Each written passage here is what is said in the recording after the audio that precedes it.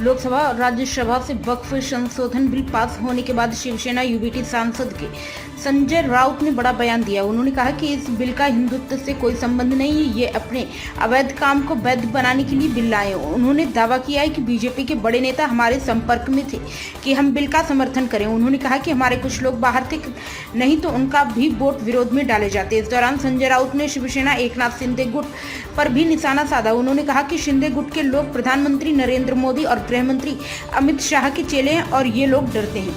यही नहीं, पीएम मोदी के थाईलैंड दौरे पर भी हमला बोला। उन्होंने कहा कि बैंकॉक में उनके मन का मसाज चल रहा है, वहां जाकर लोगों के मन और दिमाग का मसाज होता है। अमेरिका का ट्रेड वार बहुत बड़ा खतरा है। चीन ने वापस जवाब दिया, लेकिन हमारे प्रधानमंत्री थाईलैंड में घूम रहे हैं। इससे पहले वक्फ बोर्ड संशोधन विधेयक 2025 पर चर्चा के दौरान शिवसेना यूबीटी के सांसद संजय राउत ने कहा था कि 2 दिन से संसद के दोनों सदनों में गरीब मुसलमान की काफी चिंता हो रही है। अचानक इतनी चिंता क्यों होने लगी?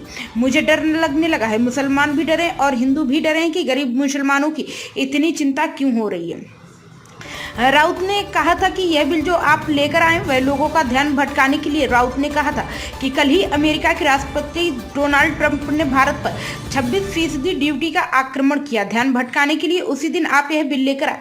चर्चा तो यह होनी चाहिए थी कि ट्रंप ने जो टैक्स लगाया उससे हमारे देश पर क्या प्रभाव पड़ेगा, हमारी अर्थव्यवस्था गिरेगी, हमारा रुपया गिरकर मर जाएगा। जनता इन सब बातों को सोच रही थी, लेकिन आपने उनका ध्यान भटका दिया और हिंदू मुसलमान के मुद्दे पर ले आए।